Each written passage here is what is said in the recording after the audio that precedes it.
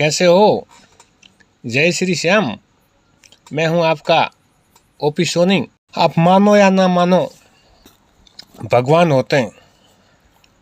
जो मैं आपको सुनाने जा रहा हूं, आप उस पर विश्वास करो या ना करो, वो आपकी मर्जी है। लेकिन ये पूरी कहानी पूरी हकीकत है और एक बंदे ने हमें पूरी बताई है और उसको मैं आपके सामने प्रस्तुत कर रहा हूँ।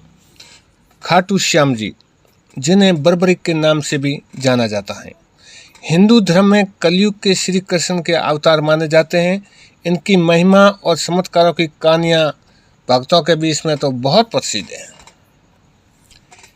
और यहाँ एक ऐसी लोकप्रिय कहानी मैं प्रस्तुत कर रहा हूँ जो खाटू श्याम जी के दर्शन को दर्शाती है। और ये कहानी भक्तों की आस्था और उनके अनुभवों पर आधारित है। हारे का साथ खाटू श्याम जी। एक बार की बात है, राजस्थान के एक छोटे से गांव में रामेश्वर नाम का एक गरीब किसान रहता था। उसकी ज़िंदगी मुश्किलों से भरी थी। खेत में फसल अच्छी नहीं होती थी, कर्ज बढ़ता जा रहा था और उसकी पत्नी लंबे समय से बीमार थी। गांव के लोग उसे हारा हुआ कहकर चिढ़ाते थे। सुन रहे हो ना? गांव के लोग उनको क्या कहते थे? हारा हुआ। और हारे हुए का सारा कौन है? श्याम हमारा। एक दिन उसकी पत्नी की हालत इतनी बिगड़ गई कि गांव के वैद्य ने तो ये तक कह दिया कि मैं तो कोई इसको चमत्कार ही बचा सकता। रामेश्वर ने सुना था कि खाटू श्याम जी हारे हुए लोगों का सहारा हैं और उनकी सच्ची भक्ति से हर मनोकामना पूरी होती है।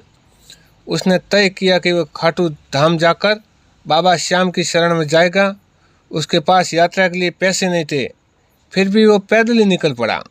रास्ते में भूख, प्यास और थकान से उसकी हालत खराब हो गई, लेकिन ये रुकना नहीं चाहता था। अंत में 3 दिन की कठिन यात्रा के बाद वो खाटू श्याम जी के मंदिर में पहुंचा। अरे भक्तों, देख रहे हो ना, नीचे बटन है लाइक का, उसके पास है सब्सक्राइब का, तो सब्सक्राइब कर दो ना। आपको मैं सच्ची कहानियाँ सुनाता रहूँगा। आगे बढ़ते हैं अपन। मंदिर में पहुँचते हुए बाबा के शरण में गिर पड़ा और रोते हुए बोला, बाबा मेरे पास कुछ नहीं है सिवाय आस्था के। मेरी पत्नी को बचा लो, मेरे परिवार को इस संकट से उबार लो। उसने मंदिर के कुंड में स्नान किया और सच्चे मन से बाबा का नाम जपते हुए पूरी रात जागरण किया। अगले दिन सुबह जब वह गांव लौटने को तैयार हुआ तो एक अजनबी ने उसे रोका और कहा, अरे बाबा, तुम्हारी पुकार सुन ली गई है, ये लो अपने घर ले जाओ। और उसने रामेश्वर को एक छोटा सा थैला दिया जिसमें कुछ रुपए और एक शीशी थी जिसमें औषधि थी। देख रहे हो चमत्कार? रामेश्वर घर पहुंचा और उस औषधि को अपनी पत्नी को दिया। चमत्कारिक रूप से कुछ ही घंटों में उसकी पत्नी की तबीयत में सुधार होने लगा। अगले कुछ दिनों में वो पूरी तरह ठीक हो गई।